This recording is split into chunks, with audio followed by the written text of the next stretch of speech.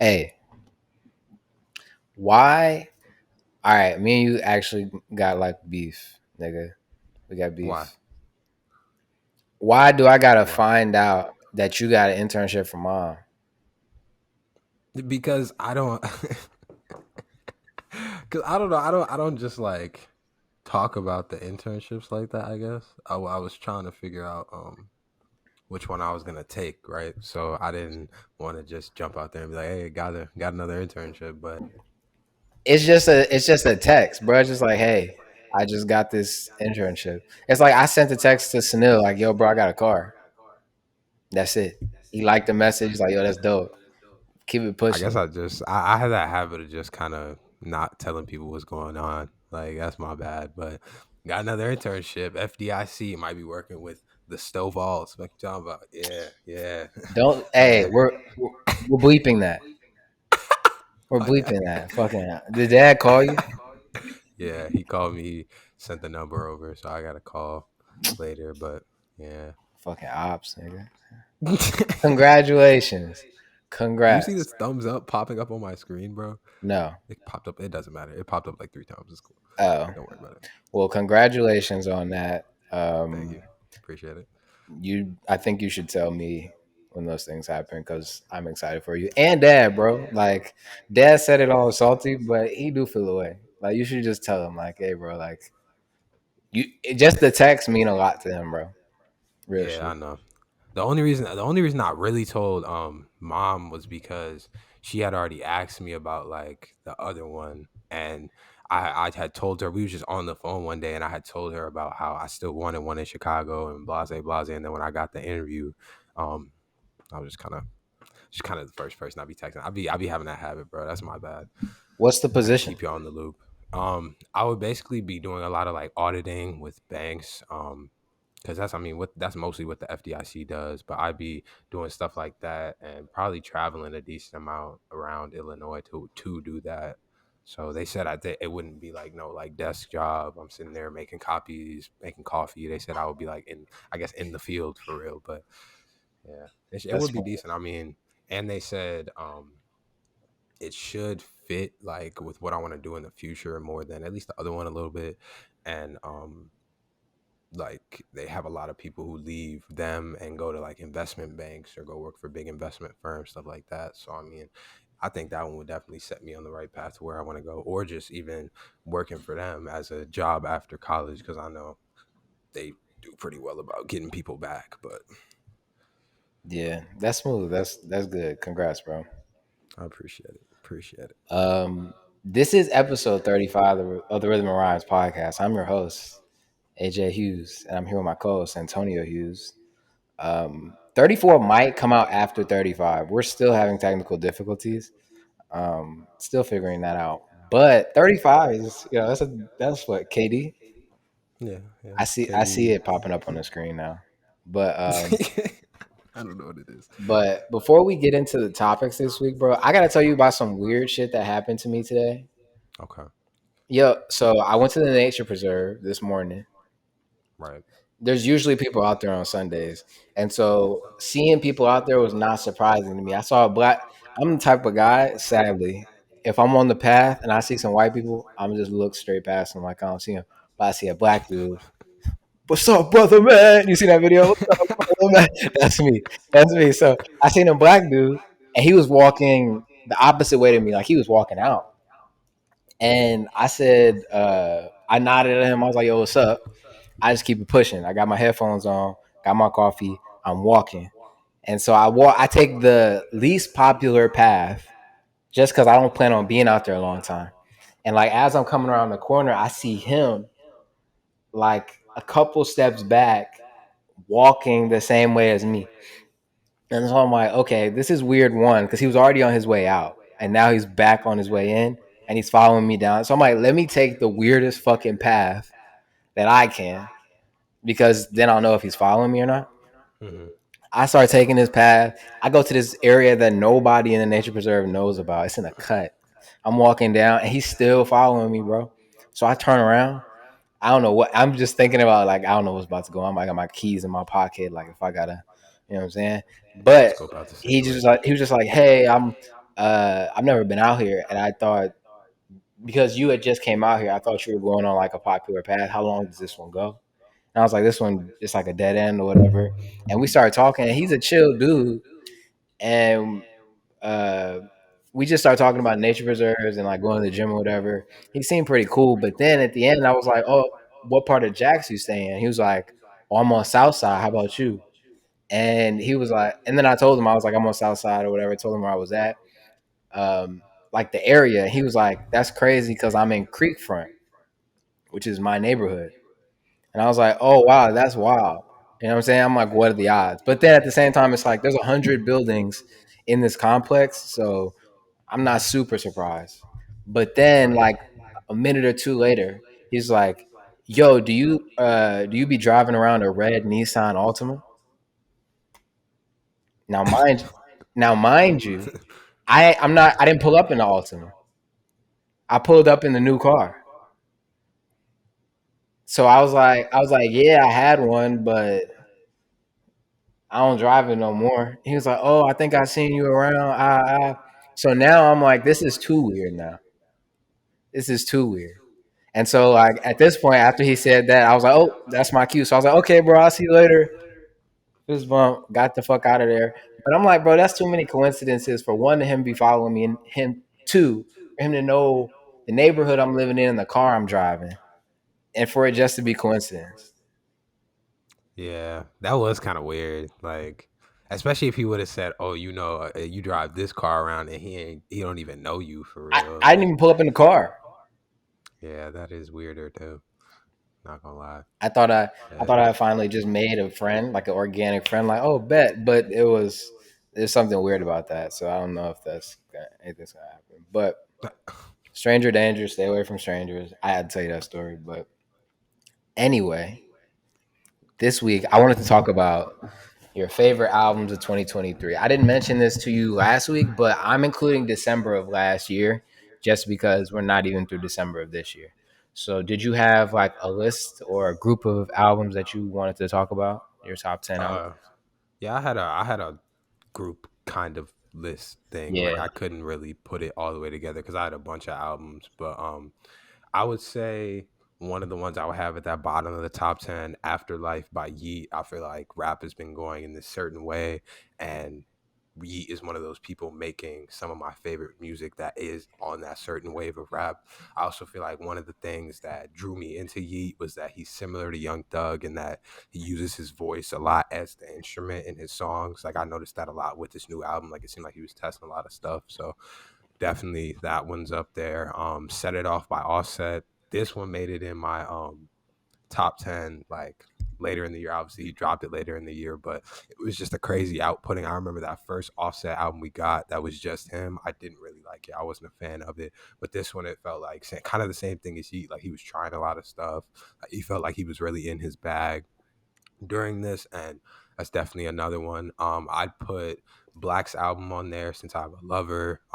Some of these are just personal to me. I don't know if I'd put them as like the best albums of the year, but I still think this album, quality wise, up there, and it had a lot of good songs on it that I still listen to. Number 7 for me is Rod Wave's album. You know what's funny, Okay. bro? I like when I first heard it, I was not messing with Rod's album like at all. Like, I sat there and listened to it with a girl. We had a little wine night, whatever, but I still wasn't hearing a lot of songs that I was like, oh yeah, this is it. But then I feel like it just progressively got better as I heard it more. So that's up there for me. And then They Pray for Me by West Side. I feel like underground wise, Griselda's been running it for years, and out of all of the albums I heard from Griselda this year, this is probably my favorite one. Like, he had a lot of good features on here. You don't hear a lot of like good West Side verses. I feel like he's more of the composer, producer part. Like, he doesn't do as much. He does the art parts of it, not as much the rapping. But this one, it felt like he had a lot more verses on here. Mike Towers' album, La Vida es Una. I'm pretty sure that's what it's called. But that one has absolute slaps on it to me. That one almost made it in for me. It was close.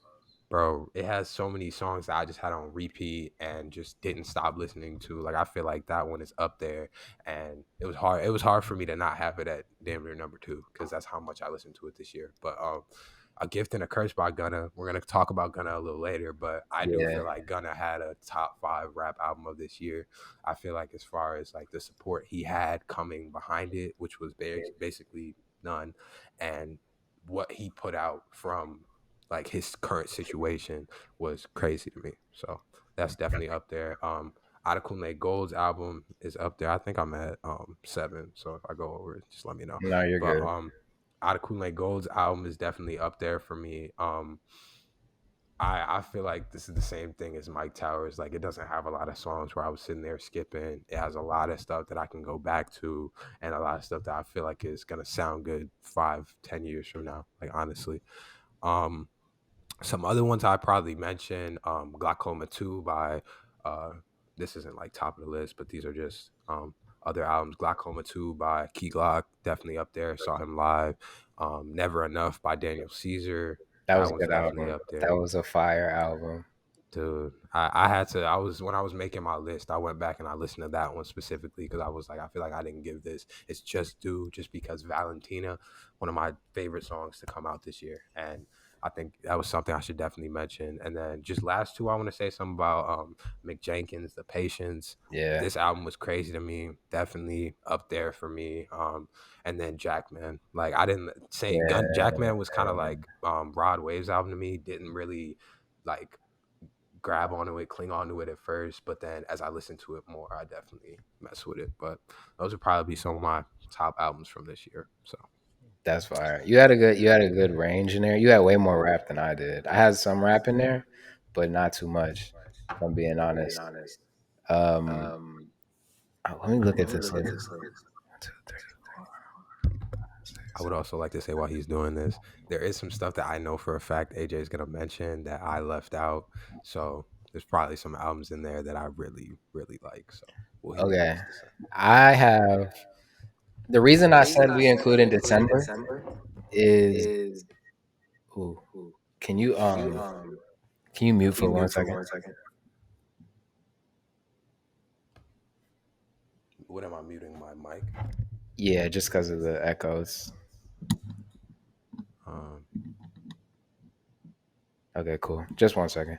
This isn't gonna take too long. But yeah, the reason I said we include December is because I had 3 albums that dropped in December of last year that I count this year, and it was an interesting year for sure. I have no uh this is in no order. I have a couple favorites, but this is no order. So I had Data by Tiny, which is probably my favorite Spanish album of the year.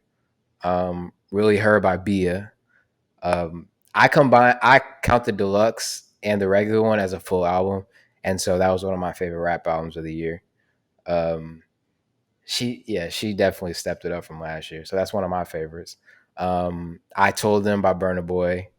That one gets better every time I listen to it. I didn't really fuck with it when it initially came out, but as time goes on, it gets better. The Great Escape by Larry June. That was a fire one. I remember when we did like halfway through the year or starting the pod when we did like our favorite album so far. That was one of the albums that was on there for me, and it's still on there. I still listen to it a lot. Beautiful and Brutal Yard by Jay Huss. I didn't think cohesively it's as good of an album as his last project, but in my wrap up, my year in wrap up, like half of the album was in my top 100 songs. And so when I went back and looked at like the singles or the songs individually, I did fuck with it. Solace by Uncle Waffles, that is probably my favorite. That's my favorite on my piano project that came out this year.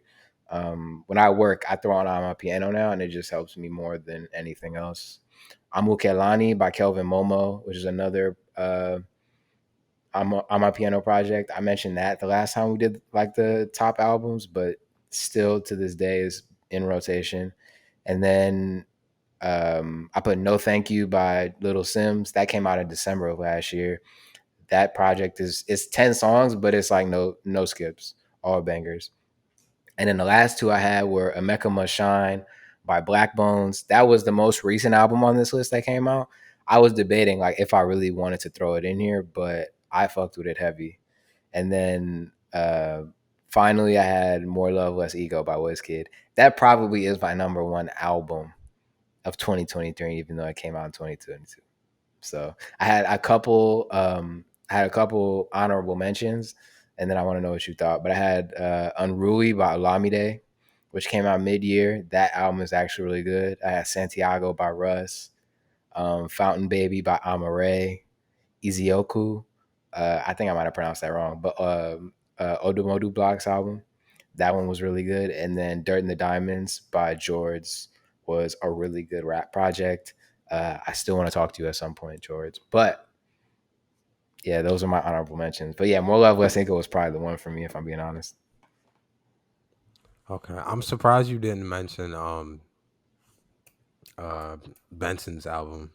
That was kind of crazy to me. You I'm know surprised what? you didn't say anything about that. You know what? I was thinking about that on the drive over here. Like cohesively, it wasn't the best project to me. You know, it had good songs on it, and I think as time goes on, like all his other stuff, it'll grow on me. Pause. But right now, it wasn't better than 10 albums, if I'm being honest. What about Ashake's album? That one too. That one wasn't. I liked his first project more than his Really? second project. Did you Okay, I can did see you that. like which one did you like more, the first or the second? I feel like I was exposed to the second one more. I feel like the Okay. first one I have my favorites off there, like Sumba and there was another song. I think there was one on there with Olamide too. But I definitely was exposed to the second one more. The second one I heard it while we were on the drive back from the it was the hotel to the airport in Jamaica. And it was the long bus ride, and I had to Oh yeah, download the album, so I just literally just listened to it straight, and I was sitting there like, man, this is crazy. Like this album is yeah. insane. But It's good. It's good, but the first project, looking at the wrong camera. no, it's good. The first project when I heard it, it was right when I found out what my piano was and the log drum. Like the log drum is, bro. The log drum is such a crazy instrument when it comes to music, and so like sitting there listening to the first project and him like floating over those beats, bro. Joanna, Peace Be Unto You. What else was in there? There was so many Zumba. It was so many songs. Like it's a 30-minute album and it's just bangers, bro. I throw that on when I go to the gym and I need energy, bro. Those drums do something for me. But yeah, the second project wasn't better than the first to me. He went in a different direction. So maybe not better or worse, but it just wasn't it didn't hit like that to me. I understand that. I would say that Russ album too is one I almost forgot about. Like I Yeah. still listen to "I Love You Boy" is probably one of my favorite songs of the year. That song is crazy, bro. Yeah, It's crazy. there was one single on there that I really fucked with. I forget. Enough. Was it Yeah, Enough? that one was Yeah. fire too. Yeah, that one was that shit. But I think this year honestly has been pretty good for music if we're being this year is good for music if you're not just a rap fan. Even if you're just a rap fan, there was good rap that came out. You know what I'm saying? Um, looking at my list, it was a lot more rounded out than I initially thought it was going to be. I thought it was going to be all Afro beats, but it was a ton in here that we honestly got to. Fountain Baby by Amare was something I forgot even dropped. Like when I was going back, I was like, yo, this shit was fire when it came out. It was just there's just so much music. You can't listen to everything all the time. So I bet you if I listened to that more, it probably would have beat out another album from my top 10. Now that I'm looking at it. That makes sense. Makes sense. But yes, we'll see. I wonder, do you think anything that's gonna come out in December or that has already come out could potentially like looking back in a month or two could like, oh yeah, this was it? Because I don't want to talk about Nicki's album just yet because I haven't had time to really sit with it, but she got some features on there and some songs sounded pretty good. So I'm wondering if that might end up being a late entry. It might be. I mean, it has some good songs on it. I mean, we're not gonna talk about it heavy, but there was some. She had a Skilly Bang and a Skang song on there. She had a song with Drake, of course. She had a song with Future that was pretty good. But I don't know. I didn't think there was that much crazy stuff on it. Maybe I gotta listen to it more because I feel like in Nicki's old albums, I would always have to go back to because when you first hear, you're hearing the poppy stuff, you're hearing the girl rap, the pussy rap stuff, like all that stuff. You're not hearing Yeah, the actual bars like the Chun Li's and the like just every Nicki song where she's sitting there actually barring you down. Like I feel yeah, like you're not gonna get that from Jump. But yeah. We'll see. But I was just interested to see if you thought anything of that. One thing I definitely thought we was gonna get a Cardi album, bro. yeah, Cardi B, not Playboy Cardi. Cardi B. But we yeah. didn't. Anyway, this week there was some interesting drops. I'm not gonna lie. I put four on here that I thought were definitely worth mentioning, but the one that I think we both know we want to talk about, "Happiness" by Sarz, Asake, and Gunna. Um, I didn't know what I thought it was gonna sound like, but I'm interested to see what you thought of the song. Like, what did you think? It kind of sounded how I thought it was gonna sound, to be honest. Like I didn't think Gunna was gonna have a heavy verse on here. I don't think he's all the way comfortable in that pocket yet. But I think him being exposed to this type of music, this type of vibe is definitely gonna help him out in the next couple of years because now he can switch up his style.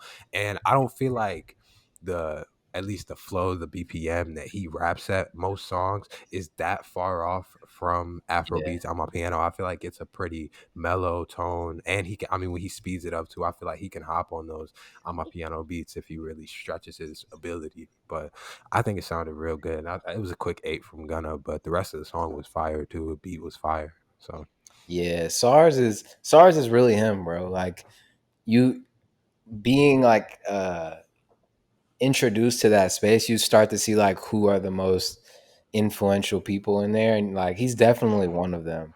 Like he mhm, made Mona Lisa with Chris Brown and mhm. Lil J, so that was a hit he just had. And so if what the fuck if I don't know why he keeps doing that. if anybody was able to pull these two together, I'm glad it was him. And I think I agree with you. I don't think he's all the way comfortable in that pocket either. Because I think if we're gonna say who had the better verse, Ashake had the better. He floated better on this to me, in my opinion. But Gunna held his own. It was a good song, and I'm more interested to see like how far is he gonna push it. You know what I'm saying? Is Gunna gonna be Mhm. the one to do a full Afrobeats project? And I've been talking about everybody else. He might be No, I think he might be. I think he might just step into that lane, or at least I feel like he'll maybe put out like a little 5 pack, 7 pack, something crazy of him testing stuff. Because I feel like he's known to do that, just try stuff. for sure. So we'll keep an eye out. We'll see how it goes. But this next release is the one. It wasn't my favorite of the weekend, but it's the one I'm most interested to talk about with you. Dave, Jack Harlow, and Lyrical Lemonade drop a single. Stop giving me advice. This is the fourth single leading up to the Lyrical Lemonade album, All Is Yellow, and I think it's worth noting that this project is releasing through Def Jam, which I think is Mm. interesting. What did you think of the song, and what do you think of this album coming up? I thought the song was pretty good. I think Jack Harlow's been on a little run, bro. Like verse wise, he's been killing stuff. But I definitely liked it, and I think the album is just gonna be interesting. I'm really waiting for it because I want to see who else he has on it because he's had a lot of good features already and a lot of good artists on it. And I mean, I was getting into the video too. Like the visual was real cool, honestly. Like, but I also like seeing Dave really starting to mix with the U.S. artists more too. That's always good. This But was his this was even his in first American collab. I forgot to mention oh that. really? Yeah, which I I didn't think even know is that. is that's kind of crazy that this is the first one.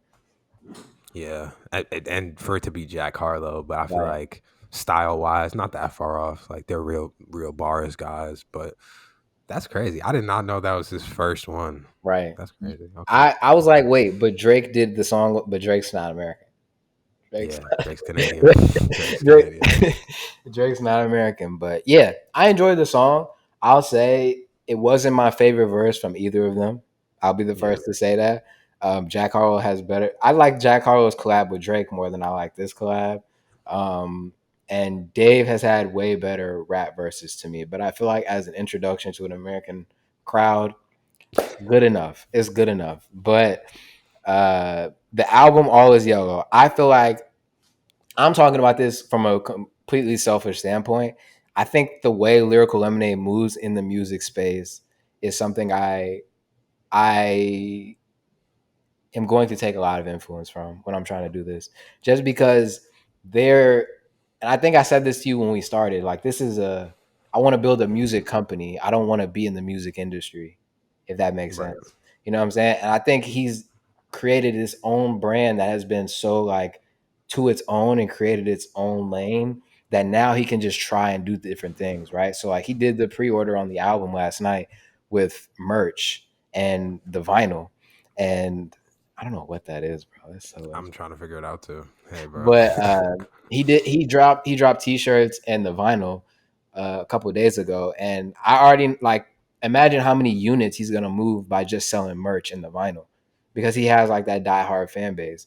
So I think this is like a it's a test almost. Like if Def Jam gets a huge first week release or a huge release from this album strictly off the Lyrical Lemonade fan base, it's gonna, I think, change their perspective about who they're like how they're gonna release albums. Like this isn't an artist releasing an album.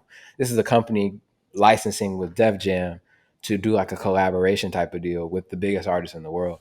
And I think that's interesting because I can't think of the closest thing I can think to something like this is like a DJ or a producer Yeah. album, but it's not really that anyway. It's not like a DJ Khaled album. It's different. Or like a DJ drama album, like none of that. It's not like a Gangsta Girls. Yeah, I think it's comparable though. Like I feel yeah, like if you're getting all these artists on here, even if he's not doing production on it, because he doesn't do much production music wise, but I still think the album is gonna be crazy. Like I feel like there's gonna be really good songs on there. I hope there's at least another Juice song on there for sure. Like I always like hearing from Juice, especially when it's with Cole Bennett. Like I feel like anything he put out with Cole was always quality. So yeah, yeah. It'll be interesting. It's supposed to drop. I think in January was the drop date. I forget. He put the date out, but it's coming next year. Um, we'll look out for that. I had two more things I wanted to talk about. Fireboy DML dropped a 2 pack. Fireboy DML has been having it's been a quiet year for him because he hasn't put out projects, but he's been smoking his features, if I'm being honest. Like a lot of features he's put out. Fire Gun with Odumodu Block. He put out a song with Olamide, which was really good. mhm. There was a couple other ones, but the 2 pack he put out this weekend, Outside and Oma Sima. Outside was featuring Black Bones, and to me, that's a banger. That made the playlist already. But Banging. I enjoyed these. I enjoyed these singles. I'm ready for the next Fireboy project. I think it's going to be miles better than the last one, if we're being honest, and it'll probably come at the top of next year. So When was his last project release? Was that 2021? You know. I think so. I can look it up. But did you hear Okay. either of these? Yeah, I heard outside. I started listening on my Sima, but it just wasn't for me Yeah, personally. I thought the Black Bones is definitely gonna become one of my favorite artists over these next couple of months because his album was definitely up there for me. Like I feel like I didn't mention it because I knew you were gonna say something about it, but that one was crazy, bro. It was crazy. yeah. Fireboy's last album was in 2022. It was last Okay, year, and it was Playboy, and it had Bandana with Asake, which is a good song. Um, he had Compromise with Rema, and then Peru was on there. He been throwing Peru on everything since that shit came everything, out. bro. But yo, YBNL Nation slowly but surely becoming a powerhouse in Afrobeats. Olamide, Ashake, Fireboy DML. That's a crazy three right there. I'm wondering who the next artist on that label is gonna be, because they ain't missed yet, if we being honest. Shit. Okay. Thames. Thames, not an angel. Um, I ain't got much to say, bro. It's a Thames single. It sounds good. Like it sounds like every other Thames single. Thames is how do you say it? Thames is like hot sauce. You put it on anything. It's great. Like it's a good It's song. But like hot sauce, bro. I'm just ready for the project at this point. What did you think of the song, if anything? I felt the same way. Like I feel like her sound hasn't really switched much, which I'm not asking it to. She could keep it right there, but it's like it was what I was expecting from her. So I don't Yeah. know, not much to say. You know what I want from Thames? I want, and this is selfish, and this is just me being a fan. I want to see her do more like interviews or content or press or something like that. Like she doesn't post, and I'm not saying artists are obligated to post on social and shit like that, but it's like I feel like we don't really know anything about her.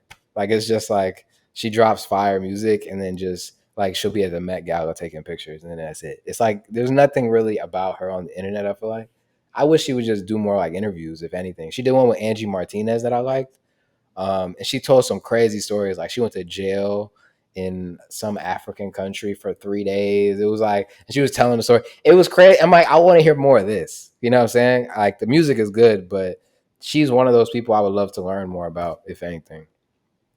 Yeah, it seems like she's just super ducked off, like, or even just like a kind of, I don't want to call her insecure, but kind of like an insecure, shy artist. Like, even when I saw her live, she didn't have this presence of like big energy, big. It just seemed like she was there singing her songs, like she was messing with it, of course. But I don't know. I think she would have some interesting things to say as far as interviews. Okay. Okay. I briefly wanted to mention Shazam, and then I would like you to tell me about TikTok leaning into music. Shazam Okay. just hit 300 million users last week. And the reason I'm bringing this up because I thought it was interesting for a couple of reasons, right? Apple acquired them a couple of years ago for $400 million. That's a lot of money. And when I saw that number, I asked myself the question, like, how does Shazam make money? And Hmm. I didn't know the answer to that off the rip. And so I started doing some digging into how the company started and how they make money. And it was actually a really interesting story, bro. It was just these people who it was like these 4 or 5 guys, and some of them were from London. I'm giving a really, really rough overview of this because it's an older company. But essentially what would happen is like how the company started before phones and iPhones and stuff like that. If you were at a party and you heard a song and you wanted to know what song it was, you would dial a number, and then somebody would answer on the other side, on the other line. They would hang up, and then they would send you a text with the name of the song and the artist. That's how old it came out. Like I think early 2000s. So it was before iPhones and stuff like that. And eventually, over time, as the iPhone and the iPod got popular, like they started building code and an app around it so that people could eventually like just hit the button and use Shazam. You used Shazam before, right? Yeah, I was using Yeah. Shazam in Costa Okay. Rica, bro. Trust. Okay. Yeah. So yeah. So like that's essentially, and it was interesting to me because like the idea was just like giving people the ability to look up a song at any point.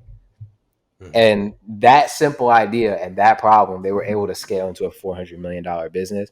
They make money strictly through ad Oh, revenue. So like when you go into the app, display ads are a big portion of their revenue, and then also the data that they provide to. I don't know how they provide data to the other streaming platforms now, but to Apple at least, like when somebody goes and Shazams a song, I think they get a cut off of that if they send them to like Apple Music. And so that was interesting to me, like another music company, you know what I'm saying? Like they're solving a problem. And I just find that stuff interesting because for it to start that early and to still be going on now and to make that much money, I think not many companies have done that. So yeah. I don't know. I'm surprised off of at least the pop up ads. They're able to make pop ups and like data. They're able to make that much money. But I mean, it does make sense to me that they have that many monthly listeners, especially since I see multiple people every time I'm in the club hitting their Shazam. So I yeah, feel like they definitely just found that niche and it really worked out for them. But yeah. So how is TikTok leaning into music? Tell me, bro, what's going on? so basically, TikTok is introducing artist accounts. Basically, it's a specific type of account for musicians. They're bringing it in, and it's gonna have a lot of features and promotional tools to help the artists get closer with their fans on TikTok. And the other real big feature that I was gonna talk about was straight in the article. I'm gonna just read it. TikTok is also launching a new release tool for artist account holders.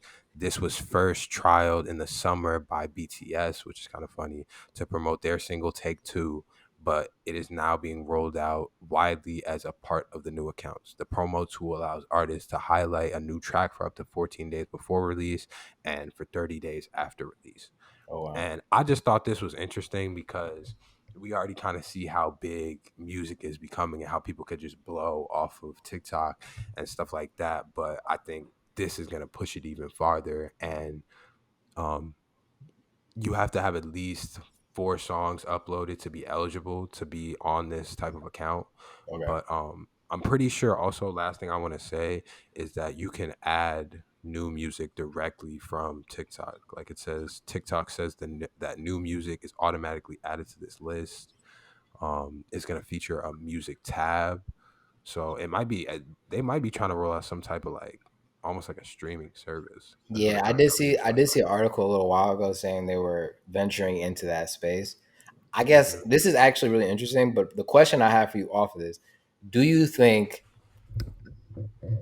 do you think TikTok can take market share from the streamers? And if so, enough to like significantly impact their business? Honestly, I think so because they already have so much market share and so much attention with what they do. Like their product in its own like holds attention for long periods of time. They extended it to 10-minute videos so that you could really make almost movies on It's there, 30 bro. now. I didn't even know it was 30. So now it's 30. Like they have this way of keeping your attention. They're literally like Vine on crack, bro. Like it's crazy. But I think they definitely can. Like I think it's gonna take a while because of how much market share like Spotify and Apple. I would probably say those are the two that have the most. But how much market share they currently have, I think it's gonna take them a while. But I think with how artists also have been using this and have been promoting their music through it, I feel like more artists will just take advantage of it because it's another way, and it'll turn into a place like maybe by the time they do only streaming, people will only be streaming certain people's albums on here, not only streaming when they roll Yeah. out a streaming platform. But Yeah, I agree with you. I think there's definitely opportunity for them to do that. Um I feel like the biggest problem people have with apps is just friction, right? And like discovery. Like if we're trying to, I talked to you about this. If we want people to watch the podcast, like for them to watch a clip, follow us, or go to the YouTube page to watch a video, it's like 6 or 7 touch points or something like that. Like they gotta see us that many times for them, and they gotta enjoy the content enough to be like, let me go watch more of it. And so, mhm. if you're in a TikTok video or something like that, and you're promoting a song, and they like the song, and they can just go listen to the song in the same app, I think that eliminates a ton of uh, Spotify and Apple Music's business, because before you would have to find out what the name of the song was or go to the link in the bio and then go to Spotify, then like the song and add it to your shit. But now if it's like, oh, I can just add the song to my liked on TikTok and continue to crack out on the fucking For You page, we lit. You know what I'm saying? So, like, I think there's definitely a real problem for the streamers if they don't find a solution. And Spotify is doing that bullshit with like the stories, and I'm like, bro, I don't want to go to Spotify for stories. That's crazy. But I don't think they have any way to like mitigate it or contest it. The only way to stop TikTok at this point is to not uh to like break the licensing agreements and not let them play music. That would be the only Yeah, way I see them stopping it. that is kind of going to be the only way. Even this, it says TikTok's expansion of its promotional and discoverability tools for artists follows the rollout last month of its premium streaming service, TikTok Music, and they started in Australia, Singapore, and Mexico, and they did it also without Universal's catalog. So that might be a big Oh thing. Maybe wow. they are trying to take the licensing or not allow them to play certain music, which is kind of crazy. Yeah, if all of these platforms start letting artists like work directly with them, then Hmm. that's even a okay, so the streamers are owned by the labels. They're owned by the labels. So it's like if the streamers are then obsolete, then the labels become even more obsolete. This is interesting. I'm interested to see where this goes. I think it's going to be a long play, but TikTok over here taking over the music game. It was not something I predicted. I thought we were just going to be on that bitch dancing. Yeah, let me. This is crazy because I was literally scrolling and I saw a different article from December 4th that says over 75,000 artists in 20 plus countries can now directly sell concert tickets directly within the TikTok app. So yeah, Oh everything shit. is cooked, bro. They're Yeah. taking over everything. I can see what they're clearly doing. They're trying to get that market share for sure. Yeah. Oh, and they struck a partnership with guess who? Live Nation. Oh, they did. Live Nation, yeah, Yeah, the Live yeah, Nation bro. Mafia, nigga. The Live Nation, the cartel, the cartel. Let's go. I'm definitely interested to see what happens with this. But there's been, as I've started, I'm not gonna say that. I'm not gonna record myself saying that. Not yet. But yeah, you know what I'm saying? TikTok, let's go. Let's Tonio, do you have a song for us this week? I can give my song while you do what you're doing, and then you can give your song. Is that cool? Go ahead, yeah, because I'm trying to find All my right. This week I got a white banger for y'all. I know this is a black platform, but I got a white banger for y'all. You Make My Dreams Come True by Daryl Hall and John Oates. Hey, phone. shout out to them, bro. I was in the car dealership and that bitch came on and I forgot. I forgot how much of a hit that was, bro. You know that song? I don't think so. I'm gonna play it for you. You know it. You know it. I'm gonna play it for you. Wait. It's a hit, bro. Here we go. All right, here we go. Watch this.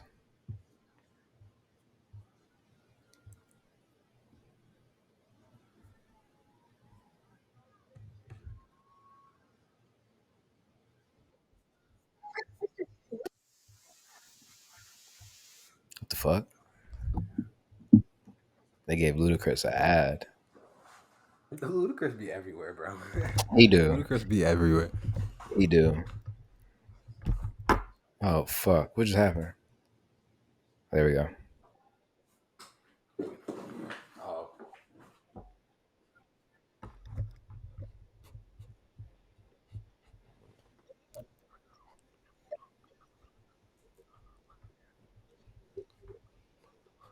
Hey, hey, hey.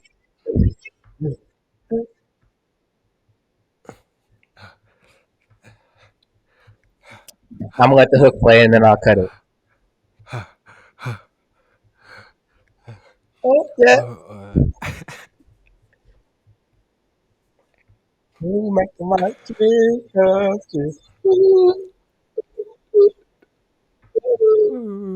true. Yo, that's that yo, that's shit. amazing. That's that shit. That came out of the dealership, and I was like, "Yo, the white hits. They got No, one." bro, you gotta play that. I don't know if that was Hall and Oates. I think it is, but that song can't go for that, bro. Oh my god, I heard that the other day. Ooh, ooh, that one The was white, crazy the too. whites be having some bangers, bro. They be having some bangers.